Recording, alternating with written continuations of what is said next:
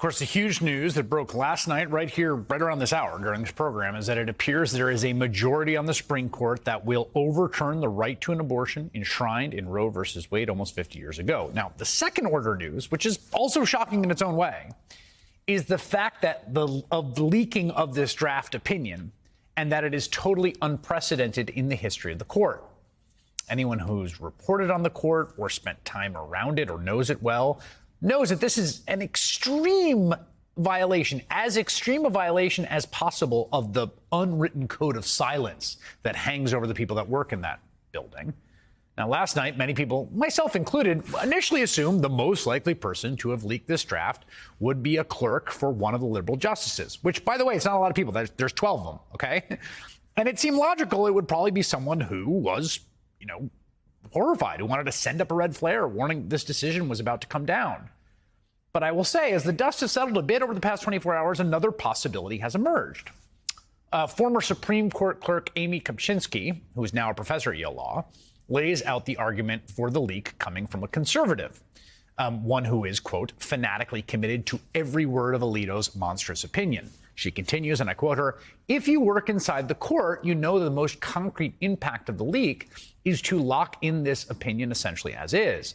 Any edits at this point reveal jockeying between the justices, undermine the majority and the court itself, embarrassing to the majority. So I've somewhat come around to finding this theory somewhat persuasive. Again, I don't know. No one knows who the leaker is, other than the leaker, I guess. But basically the theory goes like this. Conservatives on the court had a 5-4 majority to overturn Roe back in February. They took the vote at conference. The majority opinion was assigned to Samuel Alito. He drafted it. But that 5-4 majority may have been coming undone in the process of revisions and compromise and, things happening inside behind the scenes. And so in an effort to corner every one of those 5 original votes to blow the whole thing up, someone then leaked the draft to the public. Oh, now you're trapped. You can't get out of it. Now, you could argue it doesn't matter who leaked the draft or why, but again, it all comes back to the substance of this opinion. It is an extraordinarily extreme document. It goes much further than it has to. Justice Samuel Alito, in this draft opinion, calls into question an entire line of legal theory around the rights guaranteed in the 14th Amendment. He writes, quote, "Guided by the history and tradition that map the essential components of our nation's concept of ordered liberty, we must ask what the 14th Amendment means by the term liberty. We engage in that inquiry in the present case. The clear answer is the 14th Amendment does not protect the right to an abortion." According to Alito, a right to abortion, and this is a key phrase, is not deeply rooted in the nation's histories and traditions, and therefore cannot be one of the unenumerated rights protected by the 14th Amendment.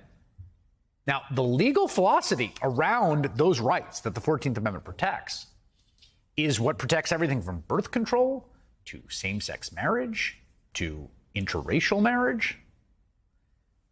If this opinion is issued, as is currently written, it would jeopardize all sorts of other key additions or at least point to the opening of those up. Whoever leaked this opinion, whether in opposition or support of it, wanted the world to see just how extreme it is. And we will examine this potentially wide-ranging fallout next.